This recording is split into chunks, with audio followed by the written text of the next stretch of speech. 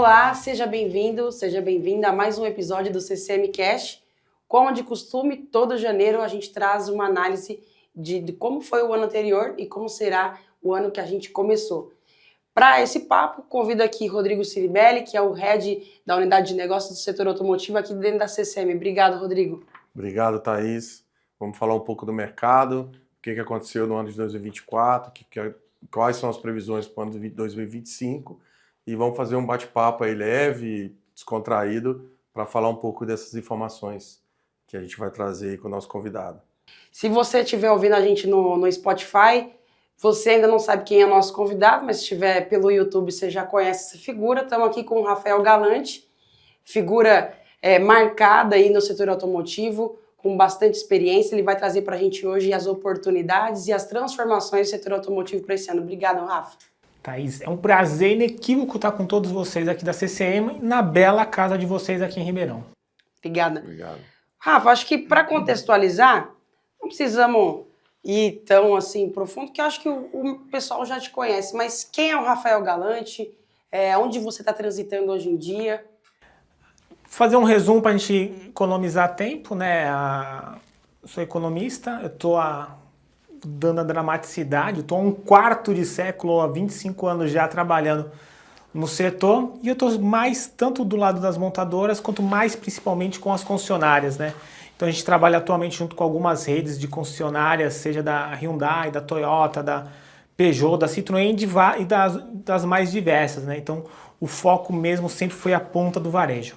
Muito bom, acho que ele foi bem singelo aqui na apresentação, mas é isso, quem quiser depois a gente vai deixar o LinkedIn do Rafa para vocês acompanharem ele aí.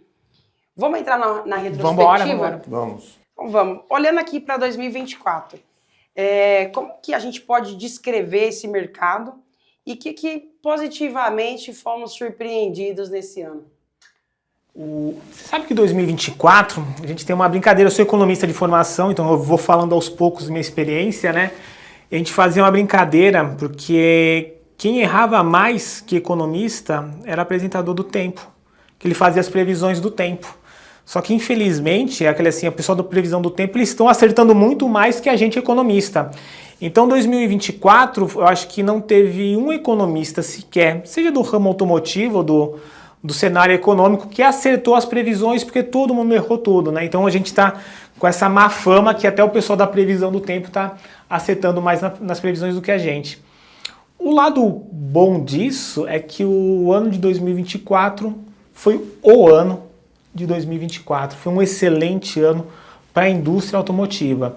Então a gente encerrou o ano com quase 15% de crescimento, a gente estava falando alguma coisa próxima a 2,5 milhões de carros, então foi um ano excelente.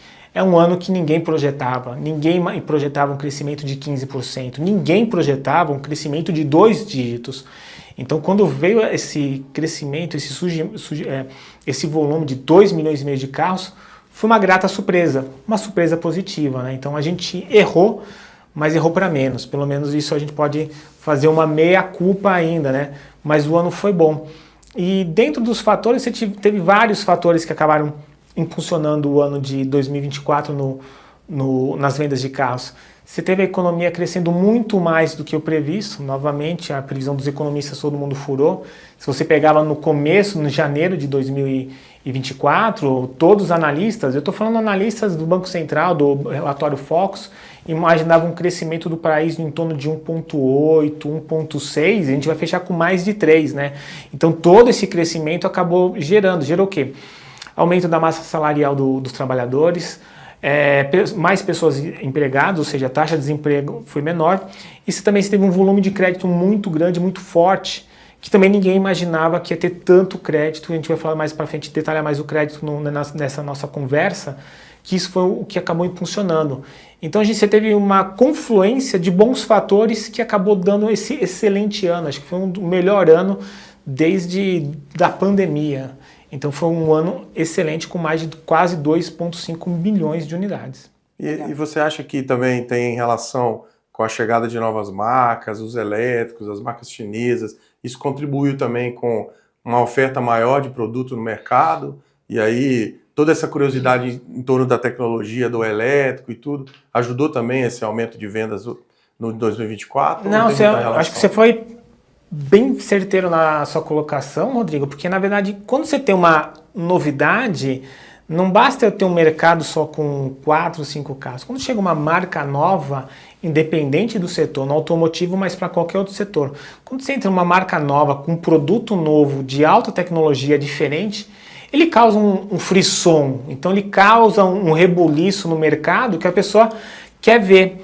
E se a pessoa ele planeja trocar de carro, ele acaba acelerando esse processo. Eu vou trocar de carro daqui a um ano, mas olha, chegou uma marca nova com um carro novo, ele acabou fazendo essa antecipação. E sim, isso também foi um dos pontos, porque você teve várias marcas, principalmente chinesas, que chegaram no final de 2023 e se consolidaram em 2024, que teve uma forte ascensão e ajudou a impulsionar o mercado automotivo, sim.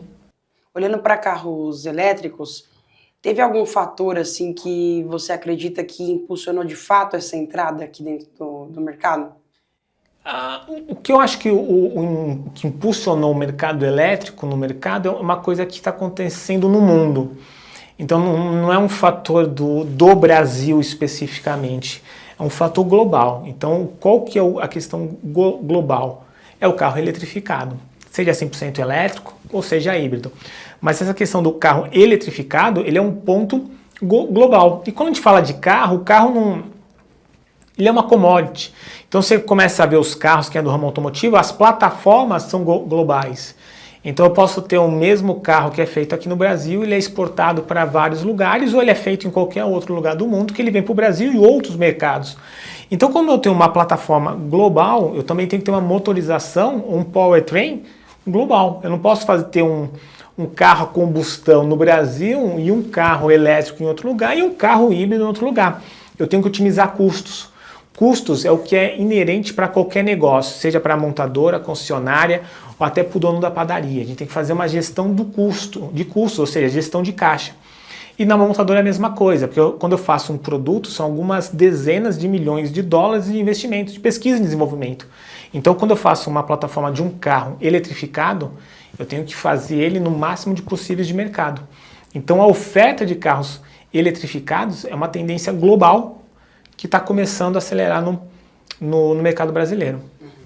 E a gente teve fim da pandemia ali, 21, 22, tinha muita, 23, o mercado não estava tão aquecido. Você acha que também teve muito desse acúmulo da oferta que estava, né, não tinha tanta e chegou em 2024, a necessidade do mercado, né? Muita oferta reprimida, isso pode ter feito o ano de 2024, ter um volume tão maior assim, porque você falar em algo em torno de 14, 15% para esse mercado é um volume grande em comparação a outros anos, né, de venda. A gente percebeu isso em 22. Em 2022, que foi basicamente o ano pós-pandemia, acho que as pessoas tinham aquele conceito, o mundo ia acabar, o mundo não acabou e eu vou usufruir o máximo possível de tudo aquilo que eu gostaria de ter, seja em uma casa, uma viagem ou um carro, tanto que o ano de 2022 para a indústria brasileira, automotiva brasileira, acho que foi o melhor ano,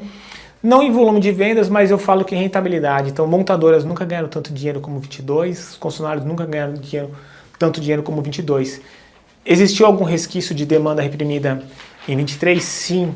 E acho que 24 entrou mais naquilo que você falou, Rodrigo. São as novas marcas, novos produtos, modelos vindo, que gerou um sex appeal para eu buscar atrás desse carro. Mano, que carro é essa marca que está vindo? Então você gerou um interesse e acabou acelerando. Então acho que tem mais a ver com as novas marcas entrando, que de repente acelerou uma possível troca, do que de repente uma demanda que ainda estava reprimida de 21. Acho que essa demanda reprimida 21 foi 22, 23. Alguma coisa deve ter tido em 2024, mas as marcas que foram que realmente impulsionaram. Muito bom. A gente teve uma conversa com o Fernando Portela, que foi um dos caras que participaram da importação da primeira BMW no Brasil. Tem um episódio no nosso canal aí para vocês conferirem. E ele falou muito sobre isso, de a crescente de vendas de carros de luxo pós-pandemia. O cara que fica um pouco mais restrito, acho que todo mundo ficou com aquele medo de será que eu vou ter a genética ou não para poder isso acontecer comigo. Mas essa adesão, eu acho que vai ao encontro do que você disse, de valorizar mais, aproveitar a vida hoje, digamos assim.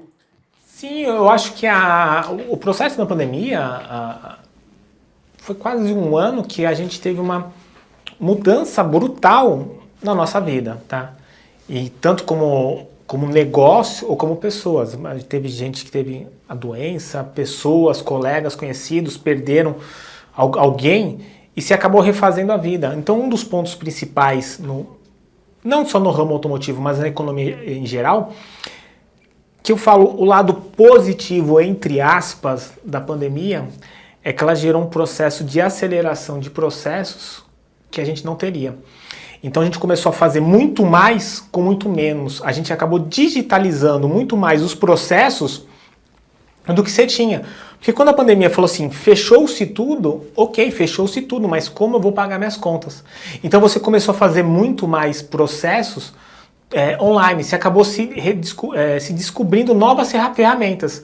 Então a venda do carro, que era às vezes um pouco mais offline, ela passou a ser mais online. Não que ela virou 100% online, mas houve uma aceleração muito forte nesse processo. Então, aquilo que você falou, acho que a questão da pandemia foi um processo de aprendizado muito rápido. Aquele processo natural que a gente fala, a taxa de crescimento, aprendizagem, até descolar, a gente não teve. A gente já foi lá para cima por uma obrigação e a gente acabou se adequando. Tanto que você vê hoje que as pessoas, a questão que antes da pandemia, você falar fora do ambiente de TI, de informática, de dados, trabalhar home office era uma coisa impensável. Hoje o trabalhar o home office em qualquer departamento já é uma coisa extremamente factível.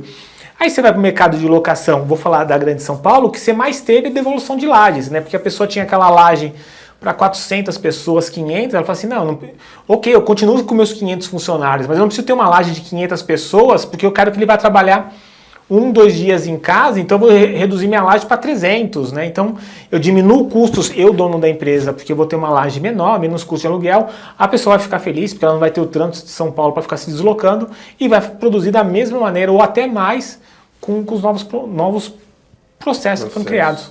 É interessante, e você pensar que dessa questão da venda online, de você transformar um negócio mais online do que o que era antes, que era offline.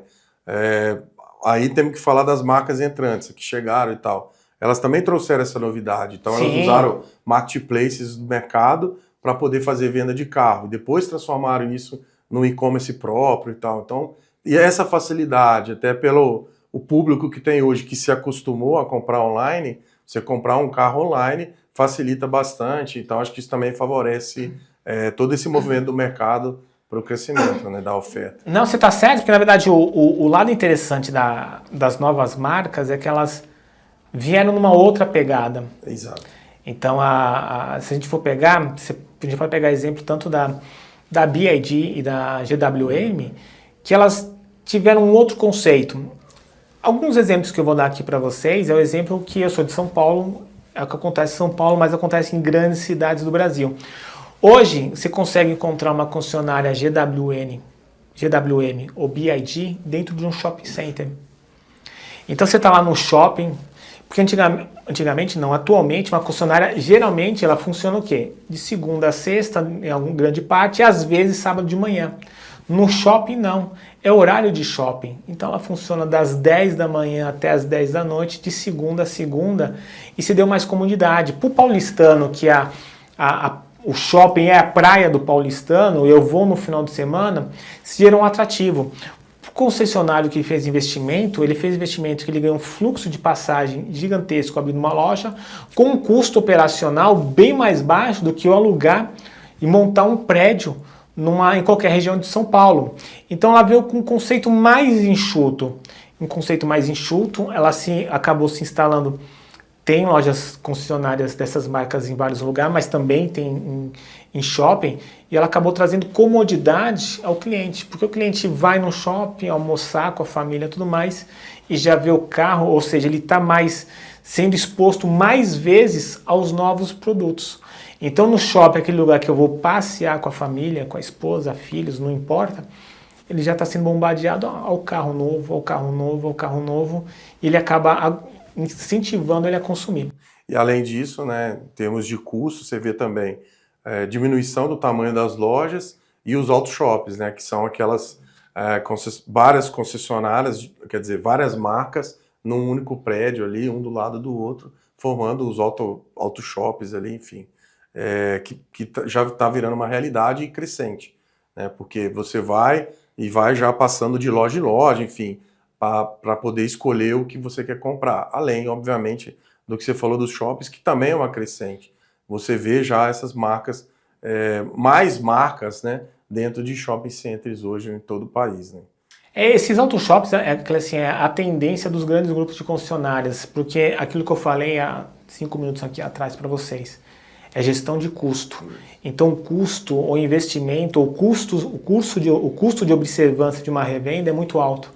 Então se eu tenho um prédio de 5 mil, 6 mil metros quadrados, eu tenho que diluir ele conforme as minhas marcas. Geralmente acaba fazendo isso, a gente vê muito isso no grupo da Stellantis, que é uma concessionária Fiat, Jeep, Peugeot, Citroën, que é tudo do mesmo grupo, que ele colocou 4 marcas no mesmo prédio, ainda se bobear, ainda colocou uma RAM, se ele tiver a RAM, ele coloca 5 marcas no mesmo prédio, diluindo custos e otimizando, dando uma gama infinita de produtos, atingindo todos os clientes possíveis para ele. Legal. Voltando para o crédito, Galante, que você havia comentado, a ascensão do crédito em 2024, quais foram os fatores que contribuíram para isso? O crédito, ele é maravilhoso. A Carol vai pôr aqui na tela uma imagem para vocês, que é o que aconteceu com o crédito, né? Isso daqui não é o dado finalizado até do ano, porque o Banco Central ele demora um pouco para trazer essa informação. Então essa informação aqui é de janeiro a novembro de cada ano. E a gente vendo aqui uma série histórica aqui quase de 12, 13 anos, a gente percebe que em 2024 até novembro foram quase 250 bilhões em crédito. Nunca na história do sistema financeiro a gente teve tanto crédito. O ano anterior, que é 2023, foram 191, desculpa, ou seja, já de um ano para outro eu tinha despejado 60 bilhões a mais de crédito. O crescimento de 2024 sobre 2023 é 30%. Então você teve muito dinheiro, mas muito dinheiro sendo ofertado para o consumidor comprar o carro. Então você entrou vários fatores. A gente percebe que ninguém tinha imaginado, ninguém pensava que ia ter mais de 250 bilhões. Esse ano, o ano 2024, a gente imagina que a gente vai encerrar com quase 275 bilhões. É um crescimento de 30%. Ninguém imaginava 30%. Por isso que a gente, como economista, errou e nossos colegas, os arquirrivais, o pessoal do tempo, eles acabam acertando mais do que a gente, tá? Então foram 60 bilhões. Muito dinheiro no mercado, mais a vontade de comprar, que nem o Rodrigo falou, com marcas chegando, mais o crescimento da economia, projetava um crescimento de 1,7, 1,8, foi 3, mais pessoas empregadas, mais renda, acabou gerando esse fator. E o excelente anos de venda na indústria automotiva de veículos novos foi por causa disso. Foram mais de 250 bilhões de crédito. Nunca tinha chegado numa cifra tão pujante como foi ano passado. Legal. Então a gente teve uma injeção de crédito, digamos assim. Olha, de estímulos, né? Assim, não foi injeção, foi aquela bezetacil que dói, mas no bom sentido. Então a gente tomou aquela bezetacil que você fala assim, nossa, na hora. Sarou na hora e resolveu, porque não é aquela, vou ficar tomando antibiótico durante 7 dias. Não, eu saí de 210 bilhões de 2023 que encerrou o ano e eu fui para 270. Então foi aquele assim, foi a bezetacil que pronto, vai trabalhar no dia seguinte, né? Então o negócio foi violento, mas foi excelente, o que acabou incentivando o mercado automotivo como um todo. Legal. Voltando um pouco pro tema que a gente estava da chegada de novas marcas aqui no Brasil, as marcas tradicionais, as que já estavam por aqui, elas tiveram algum impacto de venda sobre isso? Porque tem uma escolha de produto que é um pouco diferente também nisso, né? Sim. Põe na tela, Carol. A gente também fez uma imagenzinha aqui bem interessante. É mais uma, Carol. Aqui. Quem ganhou e quem perdeu. Em geral, fala assim, quem que acaba sofrendo mais? Quem está na frente. Se eu vou querer roubar mercado, roubar sempre no bom sentido, por favor, roubar mercado de alguém, eu vou mirar em quem? Quem está lá na frente. No mercado automotivo, quem? Eu vou correr atrás do share de uma Fiat, de uma Volkswagen, de uma GM. Eu não vou falar o seguinte, eu vou entrar no mercado brasileiro e vou roubar mercado da BMW. BMW tem 0,6, eu vou roubar o que da BMW? Nada. Então eu tenho que pensar de quem que eu vou roubar. No bom sentido sempre, por favor. Então quem acaba sofrendo mais são as que estão lá na frente, que são as grandes. E é isso que aconteceu. O que a gente percebe nesse primeiro gráfico, quem teve um ganho de market share? As três primeiras marcas são as marcas chinesas que vieram com novos produtos. Então foi a BYD com ganho de share de 2,28%, Caoa Chery com 1% e a GWM com 0,65%. Então essas foram as marcas que mais ganharam. Por quê? Tanto BYD, Caoa Chery e GWM, BYD e GWM veio com novos produtos, são novas marcas entrantes. Caoa Chery já está aqui há mais tempo, mas ela entrou de uma forma agressiva, do jeito Caoa de ser, então lá ofertando produtos, seja o Tiggo 5, o Tiggo 7, a um preço arrasa quarteirão, e realmente eles entraram com preço campeão e acabou alavancando as suas vendas, então elas foram que mais ganharam. Se a gente for olhar lá do outro lado, quem mais perdeu? É quem estava na frente. Então a GM foi a marca que mais perdeu, ela perdeu quase 2,4 pontos percentuais de share. A Fiat 0,84, a Jeep quase 1%. Então essa questão do ganho de share, quem vai sempre mais sofrer é quem está lá na frente, é quem tem mais share. Então eu sempre imaginava uma GM que tinha um share médio na casa de 18%, ela vai acabar perdendo share. Uma Fiat também com mais de 20% de share, ela que vão querer roubar um pedaço dela.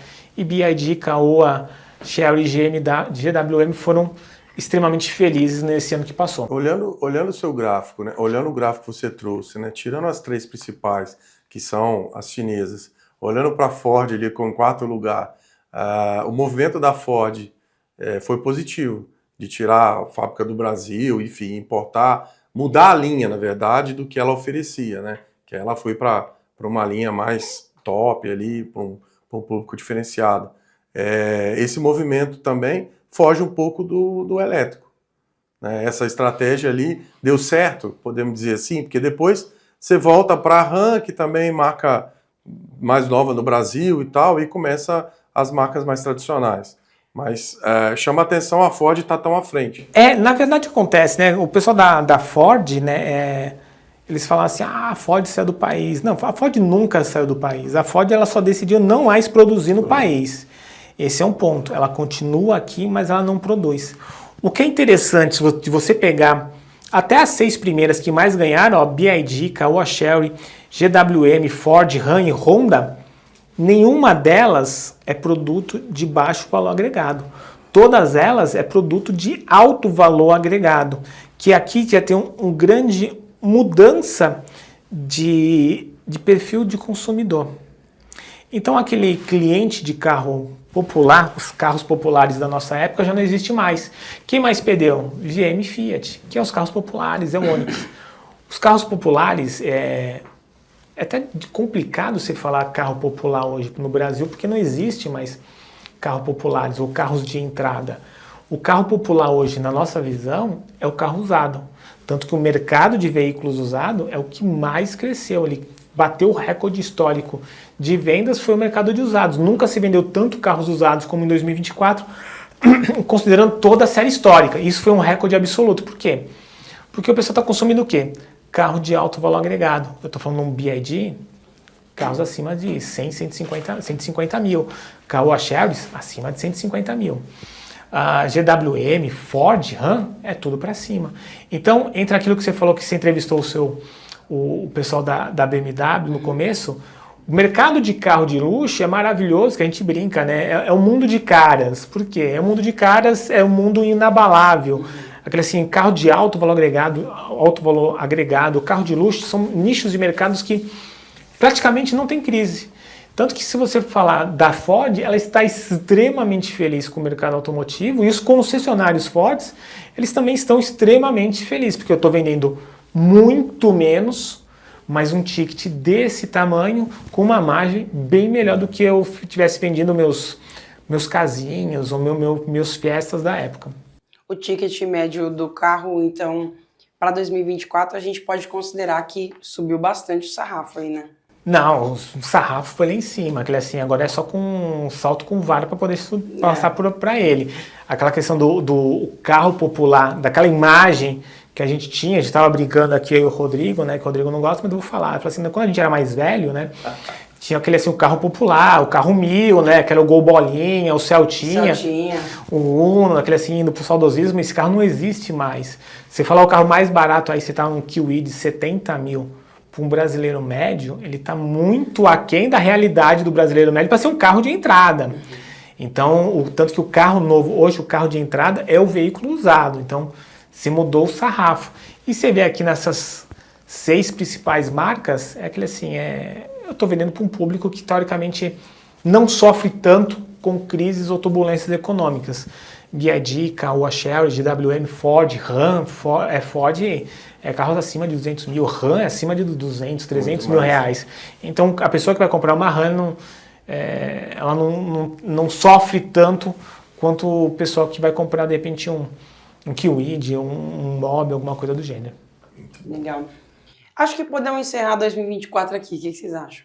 Acho que podemos falar de 2025. Então, mas eu vou falar de uma outra coisa também de 2024 que é extremamente positiva, que é uma tendência. A gente está falando aqui de tecnologia, e quando a gente fala tecnologia, o que a gente sempre fala? Tudo é exponencial em tecnologia. E é verdade, é tudo crescimento exponencial. A gente falou 10 minutos atrás que a gente passou, por causa da pandemia, a fazer muito mais com muito menos, usando a tecnologia. E uma coisa que você faltou, Carol vai pôr na tela aqui pra gente, que são os carros eletrificados. E eu gosto dos carros eletrificados, por quê? Porque ela tem uma curva exponencial. Então você fala o seguinte, qual que era a participação dos carros eletrificados? Que é aquilo que perguntou, é uma tendência global. O carro eletrificado não é modismo, ele veio para ficar. Qual o tamanho dele, a gente ainda está tateando, mas ele veio para ficar, ele não vai mais embora. E o que a gente percebe é isso, olha a tendência. Você vendo aqui os últimos quase 10, 12 anos, ele 2013, 2014, 2015, 2016, ele era traço. Ele só vai ganhar significância em carros eletrificados em 2020, quando 1% de todos os carros vendidos em 2020 eram eletrificados. Em 2024, 7%. Eu cresci 6 vezes de 2020 a 2024. Olha o meu crescimento dessa curva em 6 anos. Eu saí de 1% para mais de 7%. E essa é a tendência. Aí, novamente, a gente entra. Você perguntou no que estava discutindo há 2 minutos atrás, as marcas que mais sofrem, é isso. Se o mercado de carros eletrificados está nessa curva ascendente e ele ainda vai continuar mais um pouco, o que acontece com as marcas tradicionais? As que mais vão sofrer. Vão sofrer por quê? Eu tenho algum carro eletrificado da GM hoje com volume significativo de venda? Não. Eu tenho um carro eletrificado com volume de venda importante de uma Volkswagen? Também não. Eu tenho um carro eletrificado com volume significativo de vendas de uma Fiat? Também não. E quase provavelmente esse ano a gente está estimando entre 8% a 9% de todos os carros vendidos vai ser eletrificados. Numa conta de padaria, de cada 10 carros vendidos, um vai ser eletrificado. E aí você já tirou das grandes montadoras, das tradicionais, que elas quase não têm carros eletrificados para ofertar. Agora sim a gente encerrou, agora a gente vai para 2025. Então vamos começar com o que a gente começou a analisar ali para 2024. Crédito. Como que a gente pode entender, Galante, o cenário político-econômico? O que pode acontecer com essa oferta de crédito? Então, né, quando eu comecei, eu falei assim que nos nossos concorrentes, o pessoal do Previsão do Tempo, os meteorologistas, né, eles estão acertando mais. O que aconteceu em 2024 que provavelmente não vai se repetir em 2025 e vai acabar impactando no crédito? A gente teve um crescimento da economia bem acima do esperado. A gente teve um volume de crédito muito forte e a gente teve uma curva de taxa de juros de Selic que só começou a acelerar no final do ano. Para esse ano 2024, já é totalmente ao contrário. Se a gente cresceu mais de 3% em 24, a gente está falando um crescimento aqui de 1,5%. Ou seja, o meu ritmo de crescimento ele vai desacelerar. Então significa que a economia vai começar a dar uma travada. A taxa de juros que todo mundo fala é relatório Focus do Banco Central. O pessoal já está projetando uma Selic para o final do ano que vem na casa de 14%, tem gente falando de 15%. Então a taxa de juros ela vai aumentar significativamente. Eu tenho uma economia desacelerando, eu tenho uma tendência de aumento de taxa de juros e aquela pergunta de $1 milhão é o que vai acontecer com o crédito. O cenário não aponta para um aumento da oferta de crédito. Na verdade é o contrário. Se a gente tiver o mesmo volume de crédito que nem foi 2024, já vai ser excelente. A gente não acha que vai ser, acho que vai ser menos. A gente tem que levar em consideração que a gente tem um fator bom, mas ele é perverso. Por que bom ele é perverso? Porque esse ano todos os carros que estão sendo fabricados é uma nova motorização. Então todo mundo está vendo carros mais eficientes, menos poluentes, e tudo que é melhor, ou seja, mais eficiente e menos poluentes, é mais caro. Então você começa a ver, quem é concessionário, trabalha no ramo automotivo, que os preços dos carros já estão subindo em torno de 2 a 4% nesse começo de ano. Você falar aumentar de 2 a 4% logo de janeiro, com uma tendência de piora, vai quer dizer que está tendo um cenário bem difícil no ramo automotivo. Então o crédito, ele provavelmente, a gente espera, ou a gente deseja que eles tenham o mesmo volume do que o ano passado, mas é uma tendência de ser bem menos. Então o que isso quer dizer? Que a gente vai ter um 2025 não de queda nas vendas, a gente vai crescer nas vendas, mas vai ser um ano bem brigado. Boa. E a gente falou de crédito e falou das marcas, principalmente as chinesas. Então, chegaram marcas e a previsão é que chegue mais 5, 6, 7 marcas para esse ano. Qual o impacto disso, né? O que vai... isso vai continuar contribuindo para esse percentual aumentar? Isso vai mexer muito, principalmente com as marcas mais tradicionais? O que você entende que hoje que isso vai transformar o mercado agora para esse ano, né? Qual que vai ser esse impacto? Tem uma frase do George Wells, do Revolução dos Bichos, né? Que eu vou parafrasear. Todas as marcas são iguais, mas umas são mais iguais que as outras, tá? Então, quando a gente fala a gente está falando sempre do sucesso da BYD, o pessoal não lembra que a BYD já está há uma década no Brasil, tá? A BYD não surgiu no dia para a noite, o pessoal não sabe, mas ela estava aqui há uma década e ela produzia uns furgãozinhos, tipo uma doblô elétrica no interior de São Paulo. Então ela estava 10 anos estudando e ela veio, e quando veio com tudo. Por isso que ela é um sucesso e é um case, mas ela não estava aqui do dia para a noite. Quando você fala de marcas, existe uma infinidade de marcas, seja na China, na Europa, no próprio Estados Unidos, que não estão aqui. Então a gente tem que ter um certo cuidado de quais marcas estão vindo e quem está vindo por trás. A gente pode listar excelentes marcas que estão vindo, mas a gente pode lembrar uma infinidade de marcas que vieram no Brasil, que também tinham bons produtos à época, que sumiram. Então a gente pode lembrar que teve a Mahindra, você teve a Xana, que era a piada de quinta série, sim. Teve a EFA, então você teve a Linfan, que era a cópia pirata dos carros da BMW. Então você teve marcas que vieram e da mesma forma que vieram, elas foram embora. Essas novas marcas chinesas, elas estão vindo diferente, e aqui é o nosso mérito, que a gente acaba sempre falando, é a questão da Caoa Chery. A Caoa Chery, que é a Chery, que juntamente com o grupo Caoa, ela consolidou a imagem de marcas chinesas, trazendo com uma qualidade absurda, né? E aí a BYD, que já estava aqui, ela aproveitou, veio a Great Wall, e sim, vai vir, tem outras marcas vindo e entrando. é só uma questão do que está vindo, o que vai vir. A gente só precisa ter um certo cuidado, porque também teve marcas, me fugiu o nome, teve uma marca que se anunciou para vir aqui no Brasil, ela teve 2 concessionários, ela abortou e aí estava liquidando o estoque de carros que estava aqui no Brasil com um deságio de quase de 80% para poder ir embora. Então esse é o cuidado que a gente fala das novas marcas. Se ela vier bem estruturada, com uma grande montadora, que seja uma montadora de porte com respaldo, sim, ela pode fazer barulho e vai fazer barulho sempre em quem tem mais share. Você vê algum segmento, seja em comerciais leves, veículos de passeio, que vai atrair mais novas marcas, assim, se a gente for olhar para o contexto geral? No contexto geral, uma coisa que o brasileiro está adorando são as picapes.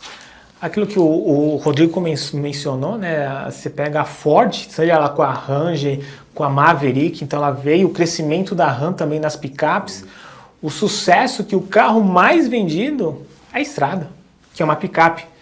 Não tô falando, mas a própria BYD, que acabou vindo com uma picape, então eu acho que esse segmento que está vindo interessante é a picape. Segmento de picapes. E por que picapes? Fazendo aquela mexã, né? Porque o agro é bom, o agro é pop. E é onde está o dinheiro do Brasil, é no agro. Porque na verdade você começa a ver se eu tenho boas safras, a commodity está vindo, aonde está o dinheiro? É no agronegócio, porque ele está sempre tendo essa pujança. Se eu trago um produto de qualidade, de grande aceitação, ele acaba tendo demanda. O exemplo da Ram é isso, a Ram só faz picape. Então tem uma marca de picapes que é a Ram, excelente marca, não tô falando, mas você vê, eu consigo crescer num segmento. Eu vejo o segmento de picapes e SUV, que é o queridinho. Outros acabam morrendo, então eu pessoalmente, eu adorava as peruas, as Station Wagons. Seja a saudosa Fielder da Toyota, mostrando aqui eu e o Rodrigo que somos velhos, tá? Ou até mesmo a Paraty, indo mais velho ainda. Mas eu gostava. Mas é um produto que morreu, não caiu mais no gosto. Uhum. É o que? É o SUV e picape. E o picape é essa tendência. Basta ver o desempenho da Ford, que foi o crescimento em linhas gerais na sua linha de picapes. Você tem a Ram também que veio crescendo.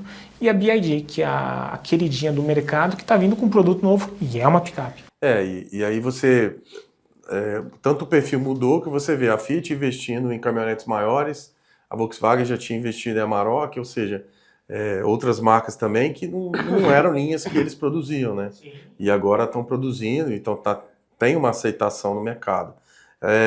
E as SUVs, claro, continuam aí vendendo bastante e marcas novas chegando, inclusive com modelos SUV puros, só SUV, não tem caminhonete, não tem sedã, não tem hatch, vendendo SUV, né? Então, tem também a relação com o perfil realmente do consumidor que mudou bastante nos últimos anos e aumentando esse consumo, falamos de ticket médio, falamos de, enfim, dos modelos que estão vindo para o Brasil com essas novas marcas, né?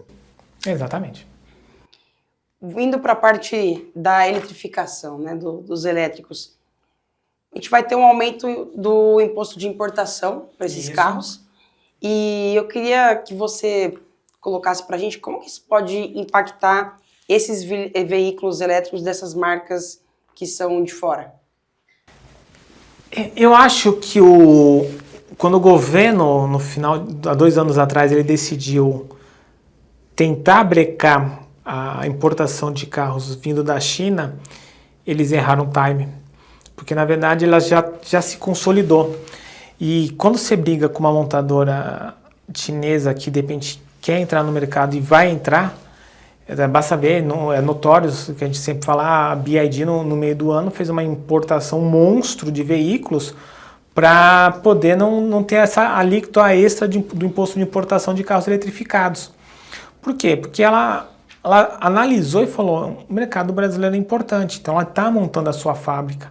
Ela só precisava garantir esse período de transição, de consolidação, e no mesmo período, nesse período de transição, estou fazendo a minha fábrica e eu vou começar a produzir. Então o imposto de importação, seja para uma BYD, para uma GWM e para uma Caoa Chery, daqui um ano não vai impactar mais, porque elas vão estar com a planta full trabalhando e eu não vou mais importar mais o carro puramente. Talvez essas novas marcas, isso acaba gerando uma barreira de entrada. Mas como eu tenho, de repente, exemplos positivos das minhas co-irmãs chinesas, BYD, Great Wall, Caoa Chery, elas podem se espelhar para poderem vir. Então, acho que se o governo queria ter brecado essa entrada das novas marcas, ele acabou perdendo time. As marcas chinesas, elas vieram, elas se consolidaram, e o sucesso delas vai acabar sendo replicado na sua matriz na China. Então, as outras marcas vão ver, apesar de eu ter uma tarifa extra, que é o imposto de importação, de repente vale a pena eu começar a produzir no Brasil ou no Mercosul esse carro eletrificado, que é um mercado interessante. Legal. Você acha que a produção local desses veículos vai dar conta dessa demanda que a gente está vendo, dessa crescente aqui, saindo para quase 8% desses veículos, para poder suprir isso? A gente vai conseguir atender isso Brasil? Essa pergunta é difícil porque eu não conheço direito tanto o plano da BYD e da GWM nas suas plantas fabris, né? A gente percebe que se a gente for falar de outros carros eletrificados, como a Toyota, então vamos nomear a Toyota, ela está fazendo investimentos maciços na sua fábrica de Sorocaba para produzir os carros eletrificados da Toyota, sejam o Corolla Cross ou os outros veículos que vão vir. Então, no caso da Toyota, sim, ela está se preparando, ela está se fazendo investimentos bilionários para atender essa demanda de carros eletrificados. Então, a Toyota está super alinhada com isso. Eu acredito que uma BYD e uma Great Wall, que estão montando as fábricas, elas também vão estar preparadas para isso. Então, eu não tenho dúvida que as principais marcas de carros eletrificados que já produzem ou irão produzir no Brasil, eles vão ter capacidade sim de produção desses veículos, tá? Porque a gente vê pela Toyota, se a Toyota, com toda a sua expertise, já está fazendo, já está ampliando e fazendo, essas marcas que estão vindo também já vão vir com um poder de produção bem interessante. Falando de outras tendências que a gente pode ventilar aqui, quais são os movimentos que o setor ele deve priorizar mediante essas incertezas e algumas nuances que o mercado brasileiro oferta, que propõe para a gente? Um deles é aquele assim, lembrando que o Rodrigo comentou com a gente, acho que são os automalls. O que isso quer dizer? Tudo, independente do seu ramo de atuação, tudo é custo. Aquela coisa assim, se você consegue controlar o seu custo, você consegue ter uma excelente rentabilidade. Então, o que a gente imagina e a gente vendo no ramo de concessionárias é uma questão de gestão de custo. Eu diluir custos, seja no mesmo prédio, um mesmo diretor, um mesmo gerente, trabalhando em várias marcas, esse é o sucesso. Porque um concessionário, uma loja, a única loja, ele tem um custo elevado que com o atual volume de vendas e o atual número de concorrências, não consegue rentabilizar o investimento e o negócio dele. Então, a gente percebe uma tendência de otimização de custos. Quando a gente tem um mall que eu diluí meus custos, eu estou otimizando toda a minha produção, essa é a tendência. Então, a gente vai ver cada vez mais. Um exemplo interessante foi que, 30 dias atrás, 35 dias atrás, foi que a Automóvel se lançou na Bolsa. Então, foi a primeira grupo de concessionárias que foi. Então, ela ganhou massa crítica. Você pega no documentos deles, eles falam, olha, a gente precisou fazer, vai ter ganho de escala. Então, eles estão atrás de ganho de escala. Esse é o foco deles. E eu não estou falando assim de um mega grupo gigantesco com quase 200 concessionários. Tem que ser o seu. É ganho de escala. E gestão de custo é gestão do caixa mesmo. Que essa é a regra. Quando eu falo gestão de caixa, eu posso estar sendo chato, enfadonho para você, mas essa é a dinâmica. Se você, concessionário, está vendo, Você imagina o seguinte, o que vai acontecer? Se o cenário, como a gente apontou, é um aumento da taxa da Selic para 14%, 15% ao ano, imagina quanto vai ser o teu custo de floor plan na tua operação. E eu estou tendo um aumento da concorrência. Então, de repente, esse custo financeiro do teu floor plan vai corroer todo o teu ganho de 2025. Por isso que quando eu estou sendo chato, falando gestão do custo, de caixa, gestão do caixa, esse é o ponto central para 2025 que eu falaria. É gestão do caixa, porque o custo financeiro vai comer todo o teu ganho, como aconteceu em épocas passadas. E esse movimento do automóvel, né, trazendo para o mercado hoje, e até comparando com o mercado americano, que obviamente a gente sempre olha, você acha que é uma tendência também? Os grupos estão cada vez mais se consolidando. Esse caminho de abertura de capital e tal, é um caminho que outros grupos vão tomar? E isso vai aquecer o mercado dessa forma? Aquisição para poder crescer e tudo. E aí sim, tem uma melhor gestão de despesa ali, dos custos, né, e tal, e também é uma coisa que pode aumentar aí nos grupos atuais? Usando até aquelas frases do passado, onde passa o boi, passa uma boiada, né? O que a gente tem que levar em consideração é que a automóvel não é o primeiro caso de abertura de capital. Ela foi o primeiro caso de sucesso. Antes da automóveis, a gente já teve, quem quiser, eu não vou citar nomes por uma questão de ética, mas se você procurar dentro dos arquivos da B3, já teve outros 2 prospectos, grupos que tentaram abrir capital. Então estava lá 2 grupos que fizeram prospecto na Bolsa de Valores, olha, eu quero abrir capital na Bolsa de Concessionárias, e por N motivos acabou não dando certo, seja por questão principalmente mais do momento mesmo econômico. Então, na verdade, a automóvel é a primeira a conseguir, não foi a primeira.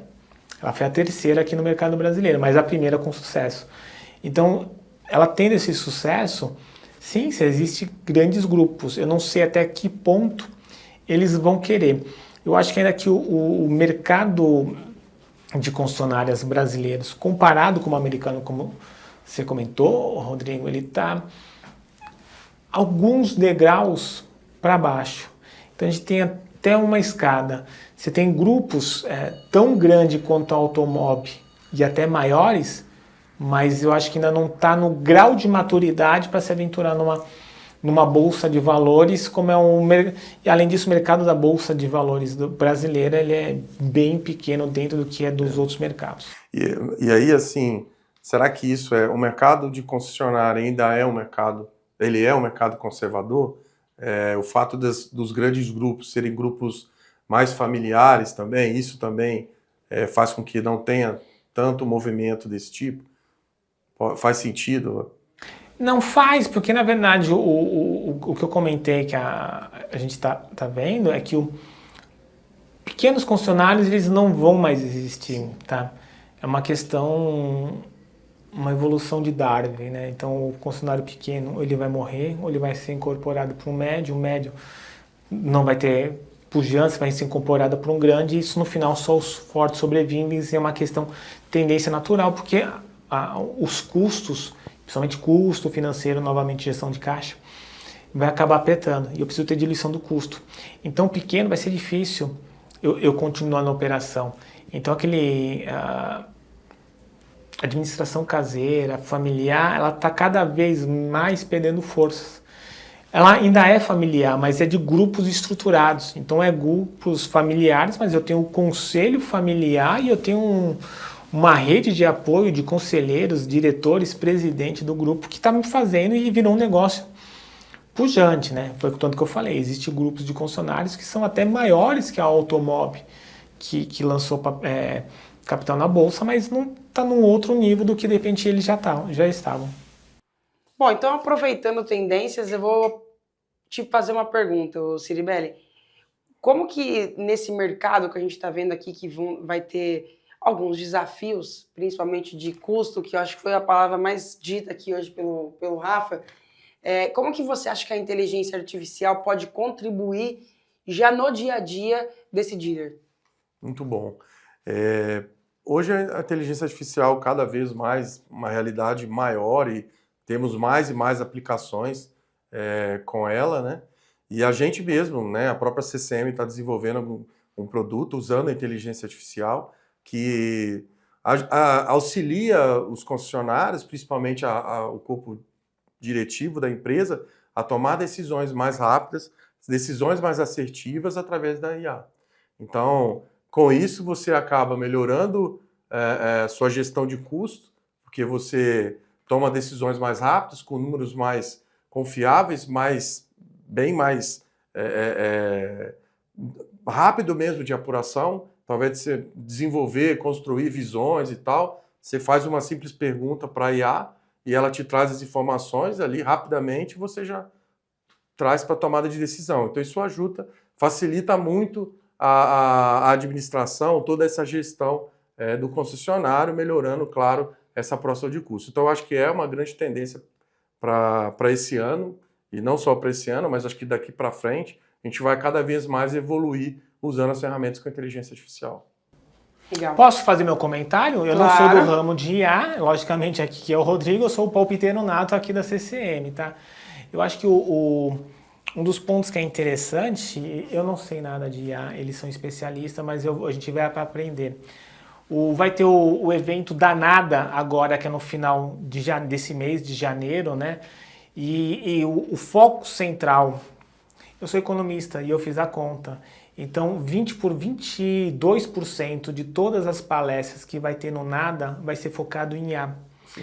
Então eu tenho um evento que vai mais de 10 mil pessoas, o maior evento de concessionárias do mundo, e 22% das palestras é focado em IA, de como o concessionário ou as montadoras estão utilizando a IA para a venda de veículos, peças e serviços, né? Então, eu sei quase nada de IA, mas eu estou indo no evento, eu sei que também o pessoal da CCM também vai no evento para aprender ou para ver o que o pessoal dos Estados Unidos já estão fazendo com isso. Então, eu acho que aqueles processos, é que nem o carro eletrificado que a gente comentou, não é mais modismo, ele veio e já ficou, e aí não adianta eu ir contra. Eu acho que a IA não é mais um modismo, ela veio e já ficou, e é aquela assim, como eu consigo maximizar o meu ganho com isso. Só foi um comentário.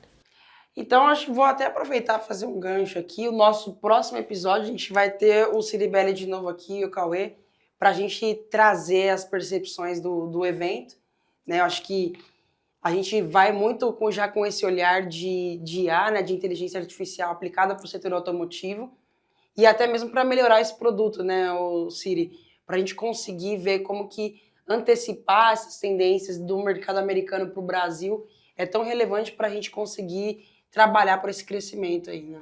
Sim, eu aproveito para convidar os concessionários que estiverem lá no NDA, né, que possam encontrar com a gente para a gente conversar um pouco sobre IA, sobre essa inovação, tudo que a gente está fazendo para o mercado e o que vai ter de tendências lá na feira, para a gente poder voltar depois com ideias, né, para poder ajudar esse segmento que a gente atua, onde a gente tem mais de 30% desse mercado, a melhorar cada vez mais a eficiência em gestão, melhoria de vendas e tudo mais.